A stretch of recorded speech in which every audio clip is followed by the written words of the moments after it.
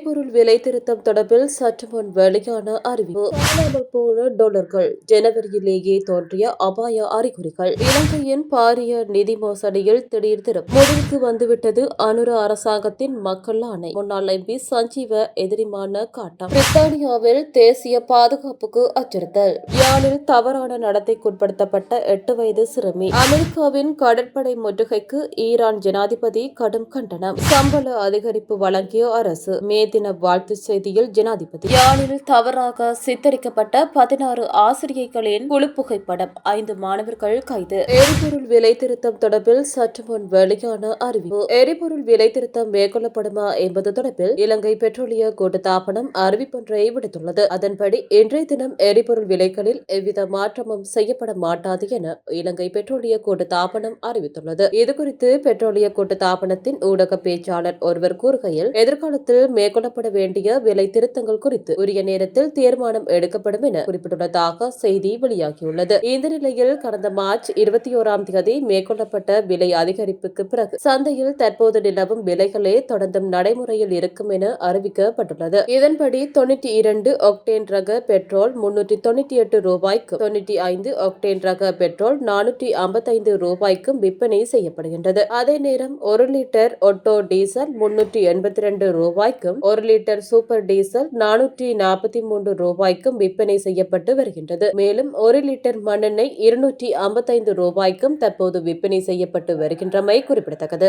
காணாமல் போன டாலர்கள், ஜனவரியிலேயே தோன்றிய அபாய அறிகுறிகள், வரி செலுத்துவோர் தலையில் விழப்போகும் பேரிடி, காணாமல் போன நிதி தொடர்பில் ஆதாரங்களுடன் கூடிய முழுமையான அறிக்கையை சமர்ப்பிப்பதற்காக நிதியமைச்சுக்கு 1 மாத கால அவகாசம் வழங்கப்பட்டுள்ளது. திரைசேரியினால் ஆஸ்திரேலிய கடன் வழங்குனருக்கு அனுப்பப்பட்ட 2.5 மில்லியன் டாலர்கள் காணாமல் போனதாக கூறப்படும் நிலையிலேயே இவ்வாறு கால அவகாசம் வழங்கப்பட்டுள்ளது. ஆஸ்திரேலியாவில் உள்ள ஒரு சம்பந்தப்பட்ட தரப்பினருக்கு செலுத்தப்பட வேண்டிய 10 அரச கடன் திருப்பிச் செலுத்தும் பரிவர்த்தனைகள் உரிய பெறுநரை சென்றடையவில்லை என்ற குற்றச்சாட்டின் அடிப்படையில் நிதியமைச்சின் அதிகாரிகள் குழு நேற்று நாடாளுமன்ற பொது நிதி மீதான குழுவின் முன்னிலையில் அளிக்கப்பட்டது. இதில் திரை செயலாளர் கர்ஷன சூரிய பெரும மற்றும் சிரேஷ்ட நிதி அமைச்சக அதிகாரிகள், சிரேஷ்ட மத்திய வங்கி அதிகாரிகள் முன்னிலையாகினர். இந்த நிலையில் குறித்த விடயம் தொடர்பில் பொது நிதி மீதான குழுவின் தலைவரும் எதிர்க்கட்சி நாடாளுமன்ற உறுப்பினருமான கர்ஷா டி சில்வா கூறுகையில், காணாமல் போன நிதி மீட்கப்படாவிட்டால் அதன் சுமை இறுதியில் வரி செலுத்துவோர் மீது விழக்கூடும். ஜனவரி மாதத்திலேயே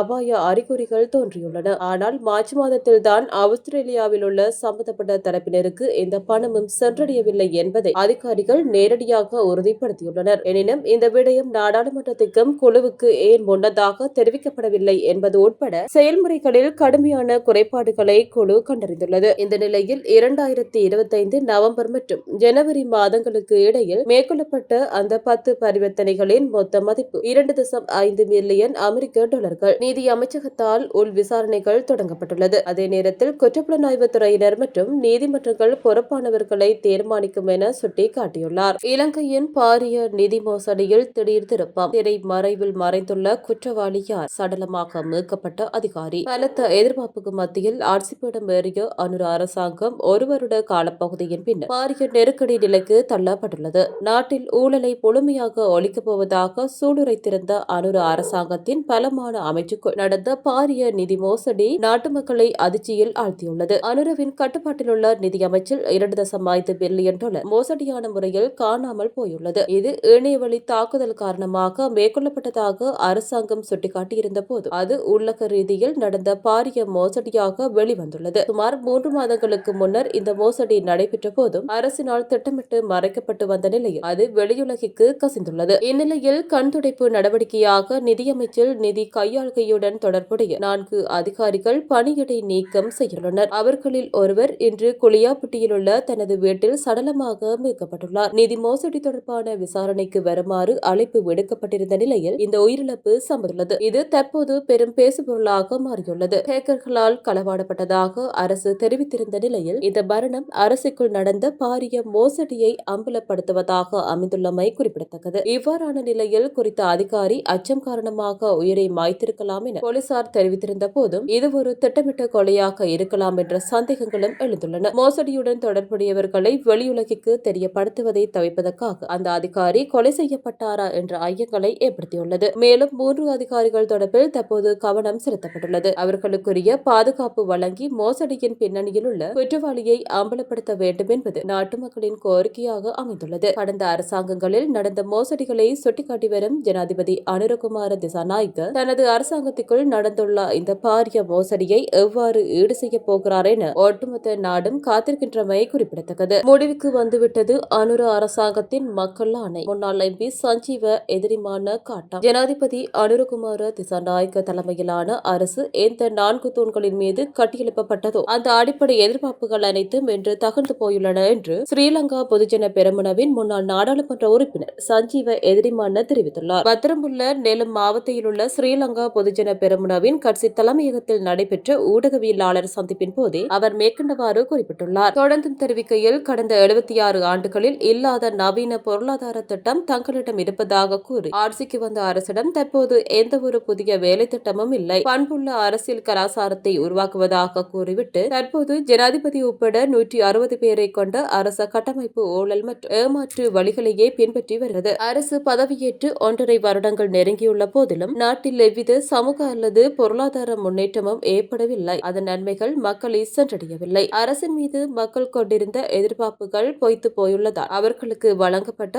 அரசியல் ஆணை இப்போது காலாவதியாகி முடிவுக்கு வந்துவிட்டது. அரசின் மக்கள் ஆணை செயலிழந்து விட்ட போதிலும் அவர்களை தொடர்ந்தும் ஆதரிக்கும் ஒரு குறிப்பிட்ட கட்டமைப்பினர் மாத்திரம் இன்னும் எஞ்சியிருக்கின்றனர் என குறிப்பிட்டுள்ளார். பிரித்தானியாவில் தேசிய பாதுகாப்புக்கு அச்சுறுத்தல். பயங்கர கத்திக்குத்து தாக்குதலால் பரபரப்பு. பிரித்தானியாவின் ஹோல்டர் ஸ்கிரீன் பகுதியில் நடத்தப்பட்ட பயங்கரவாத தாக்குதலை தொடர்ந்து நாட்டின் தேசிய பாதுகாப்பு அச்சுறுத்தல் மட்டம் கணிசமானது என்ற நிலையில் இருந்து தீவிரம் என்ற நிலைக்கு அதிகரிக்கப்பட்டுள்ளது. பயங்கரவாத பகுப்பாய்வுக்கான கூட்டு மையம் இந்த முடிவை எடுத்துள்ளது. அச்சுறுத்தல் மட்டம் தீவிரம் என மாற்றப்பட்டுள்ளதால் அடுத்த 6 மாதங்களுக்குள் ஒரு பயங்கரவாத தாக்குதல் நடத்தப்படுவதற்கான வாய்ப்பு மிக அதிகமாக உள்ளதாக பிரித்தானிய அரசாங்கம் எச்சரித்துள்ளது. நேற்று நடந்த கத்திக்குத்து சம்பவத்தை பயங்கரவாத எதிர்ப்பு போலீசார் உத்தியோகபூர்வமாக ஒரு பயங்கரவாத சம்பவம் என அறிவித்துள்ளனர். இதுகுறித்து கருத்து தெரிவித்துள்ள உள்துறை செயலாளர் ஷபானா மஹ்மூத், தேசிய அச்சுறுத்தல் மட்டம் அதிகரிக்கப்பட்டுள்ளது. அதாவது ஒரு பயங்கரவாத தாக்குதல் நடைபெறுவதற்கான சாத்தியக்கூறுகள் மிக அதிகமாக கருதப்படுகிறது என தெரிவித்துள்ளார். லண்டனில் நடந்த கத்திக்குத்து தாக்குதலில் 2 பேர் படுகாயங்களுடன் மருத்துவமனையில் அனுமதிக்கப்பட்டுள்ள நிலையில் கடுமையான பதற்ற நிலை ஏற்பட்டுள்ளது. லண்டனின் பார்னெட் பகுதியில் ஹைஃபீல்ட் அவென்யூவில் புதன்கிழமை காலை சுமார் 11:16 மணியளவில் நடந்த பயங்கர கத்திக்குத்து சம்பவத்தில் 2 பேர் வரை படுகாயமடைந்துள்ளனர். தகவல் அறிந்த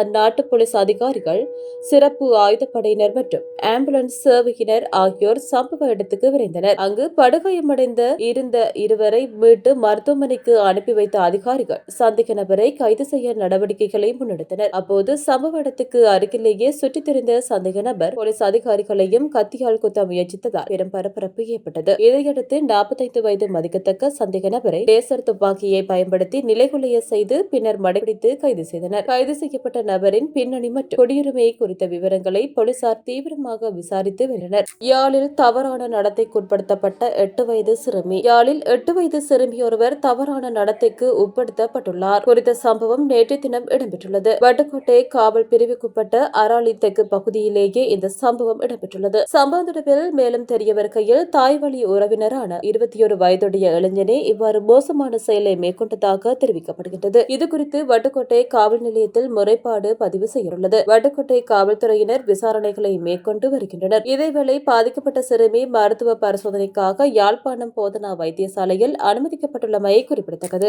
அமெரிக்காவின் கடற்படை முற்றுகைக்கு ஈரான் ஜனாதிபதி கடும் கண்டனம். ஈரானிய துறைமுகங்கள் மீது அமெரிக்கா விதித்துள்ள கடற்படை முற்றுகையானது ராணுவ நடவடிக்கைகளின் விரிவாக்கத்துக்கு சமமானது என சுட்டிக்காட்டப்பட்டுள்ளது. ஈரான் ஜனாதிபதி மசூத் பெசஸ்கியன் இதனை தெரிவித்துள்ளார். தனது எக்ஸ் பக்கத்தில் 11/8 அவர் இதனை தெரிவித்துள்ளார். ஈரானின் பொருளாதாரத்தை முடக்கும் நோக்கில் அமெரிக்கா முன்னெடுத்துள்ள இந்த முற்றுகை நடவடிக்கையை அவர் கடுமையாக சாடியுள்ளார். இதுகுறித்து பெசஸ்கியன் மேலும் தெரிவிக்கையில், இந்த ஒடுக்குமுறை அணுகுமுறை தொடர்வது சகித்துக் கொள்ள முடியாதது என குறிப்பிட்டுள்ளார். தனது எதிர்ப்பு மற்றும் சுதந்திரத்துக்காக ஈரான் தகுந்த விலையை கொடுத்து வருகிறது என அவர் தெரிவித்துள்ளார். ஜனாதிபதி டொனால்டு டிரம்ப் ஈரானின் முற்றுகையை அசாத்தியமானது என வர்ணித்துள்ள நிலையில் பெசஸ்கியனின் இந்த அறிக்கை இரு நாடுகளுக்கும் இடையிலான மோதலை மேலும் தீவிரப்படுத்தியுள்ளமை குறிப்பிடத்தக்கது. சம்பள அதிகரிப்பு வழங்கிய அரசு. மே தின வாழ்த்துச் செய்தியில் ஜனாதிபதி அரச ஊழியர்களின் அடிப்படை சம்பளத்தை அதிகரித்தல், தனியார் துறை ஊழியர்களின் அடிப்படை சம்பளத்தை அதிகரித்தல் 2016 ஜனவரி 1 பகுதி 2016 ஜனவரி 1 பின்னர் பணியில் இணைந்த அரசு ஊழியர்களுக்கும் ஓய்வூதிய உரிமையை வழங்குதல் போன்ற நடவடிக்கைகளை எடுத்துள்ளதாக ஜனாதிபதி அனுரகுமார திசாநாயக்க தெரிவித்துள்ளார். ஒரு நாடாக பல பொருளாதார வெற்றிகளை ஈட்டிக் கொண்டிருக்கும் தீர்மானமிக்கதொரு தருணத்தில் இலங்கையின் உழைக்கும் மக்கள் இம்முறை தொழிலாளர் தினத்தை கொண்டாடுவதாக ஜனாதிபதி கூறியுள்ளார். இந்த விடயம் அவர் விடுத்துள்ள மே தின வாழ்த்துச் செய்தியில் தெரிவிக்கப்பட்டுள்ளது. அமெரிக்க தீர்வை, வரி விதிப்பு, டிட்வா புயல், மத்திய கிழக்கு போர் போன்ற அண்மை கால பெரும் சவால்களுக்கு மத்தியிலும் எமது நாட்டின் தனித்துவமான மனிதாபிமானமிக்க அணிசேரா வெளிநாட்டு கொள்கையினூடாக வெளிநாடுகளில் பணிபுரியும் தொழிலாளர்களின் பாதுகாப்பை நாம் உறுதிப்படுத்தியுள்ளோம். டிட்வா போன்ற இயற்கை அனர்த்தங்களை வெற்றிகரமாக எதிர்கொண்டு 2025 ஆண்டில் 1977 ஆண்டுக்கு பின்னர் பதிவான மிக குறைந்த வரவு செலவு திட்ட பற்றாக்குறையை பதிவு செய்தமை, 2007 ஆண்டுக்கு பிறகு நாட்டின் அதிகூடிய அரச வருமானத்தை பெற்றமை, முதன்மை கணக்கில் மேலதிக இருப்பை பேணியமை, பொருட்கள் மற்றும் சேவை ஏற்றுமதி வருமானம் 17 பில்லியன் டாலர்களை தாண்டியமை, இலங்கை வரலாற்றில் அரச வருமான இலக்குகளை விஞ்சிய ஒரே ஆண்டு மற்றும் அதிகூடிய வெளிநாட்டு பண பரிமாற்றத்தை பெற்றமை உட்பட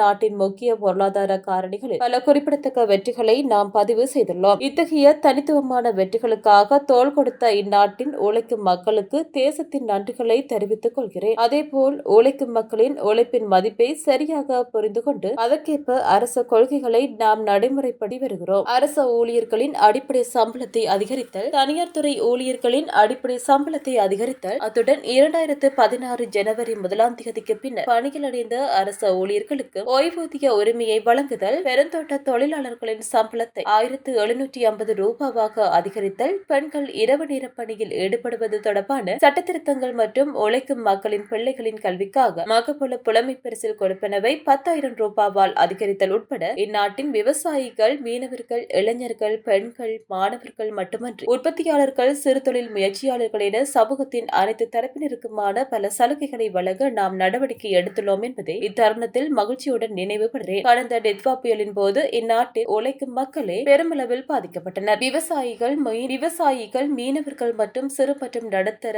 கைத்தொழில் முயற்சியாளர்களுக்கு நிவாரணங்களை வழங்கியமை, வரலாற்றில் அனர்த்தம் ஒன்றின் போது வழங்கப்பட்ட அதிகூடிய இழப்பீட்டுத் தொகையை வழங்கியமை, வீடமைப்பு திட்டங்களை விரைவுபடுத்தியமை ஊடாக மக்களின் வாழ்க்கை தரத்தை முன்னரை விட உயர்நிலைக்கு கொண்டு செல்லும் ரீபில்டிங் ஸ்ரீலங்கா திட்டத்தை நாம் தற்போது வெற்றிகரமாக முன்னெடுத்து வருகிறோம் என்பதை நினைவு கூறுகிறோம். இந்நாட்டின் உழைக்கும் மக்களின் உரிமைகளை பாதுகாத்து அவர்களின் துயரங்கள் மற்றும் கண்ணீருக்கு பதிலாக ஒரு பாதுகாப்பான பொருளாதாரத்தையும் பிள்ளைகளுக்கு சிறந்த எதிர்காலத்தையும் கட்டியெழுப்புவதே எமது ஒரே நோக்கமாகும். இதற்காக நாளுக்கு நாள் நவீனமடையும் உற்பத்தி சக்திகள் மற்றும் வளர்ந்து வரும் சூழலுக்கு ஏற்ப மனித வளம், பொருளாதாரம் மற்றும் உற்பத்தி தொடர்புகளை மேம்படுத்துவதை முதன்மை பணியாக நாம் அடையாளம் கண்டுள்ளோம். உத்தேச கல்வி சீர்திருத்தங்கள், டிஜிட்டல் பொருளாதார திட்டம், கிளீன் ஸ்ரீலங்கா திட்டம், சமூக சக்தி திட்டம் போன்றவை இதற்காகவே நடைமுறைப்படுத்தப்படுகின்றன. நாடு இழந்த அபிவிருத்தியை மீட்டெடுத்து வளமான நாடு, அழகான வாழ்க்கையை கட்டியெழுப்பும் திட்டத்தில் உழைக்கும் மக்களை அதன் முதன்மை சக்தியாக நாம் ஆழமாக நம்புகிறோம். அந்த நம்பிக்கையின் அடிப்படையில் ஒரு தோல்வியுறாத பயணத்துக்காக நாம் பணியாற்றிக் கொண்டே கற்றுக்கொண்டே பணியாற்றியும் வருகிறோம். நிச்சயமாக ஒரு சிறந்த நாட்டை உருவாக்குவதற்கான கூட்டு முயற்சிக்கு உங்கள் மனச்சாட்சிக்கு இணங்க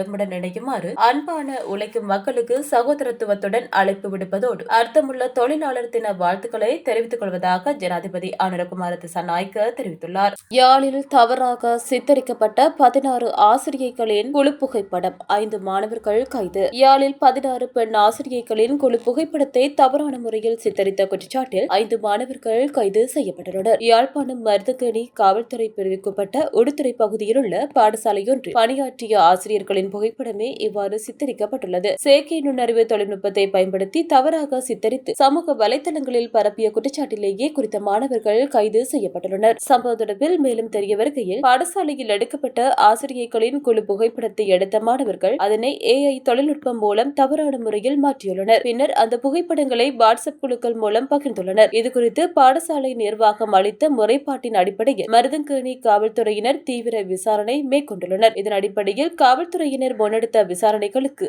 அமைய 5 மாணவர்கள் கைது செய்யப்பட்டுள்ளனர். அவர்கள் இந்த ஆண்டுக்கான காப்போத்த சாதாரண தர பரீட்சை எழுதிவிட்டு முடிவுகளுக்காக காத்திருப்பவர்கள் என தெரியவந்துள்ளது. காவல்துறையினர் மாணவர்களின் கைபேசிகளை ஆய்வு செய்த போது 4 மாணவர்களின் கைபேசிகளில் அவ்வாறு மாற்றப்பட்ட தவறான புகைப்படங்கள் சேமித்து வைக்கப்பட்டிருந்தது உறுதி செய்யப்பட்டுள்ளது. இந்நிலையில் மாணவர்கள் நீதிமன்ற விளக்கமறியல் உத்தரவுக்கு அமைய சிறுவர் நன்னடத்தை நிலையத்தில் வைக்கப்பட்டுள்ளனர். சம்பவம் தொடர்பான மேலதிக விசாரணைகளை காவல்துறையினர் முன்னெடுத்து வருகின்றனர். வருகின்றமை குறிப்பிடத்தக்கது.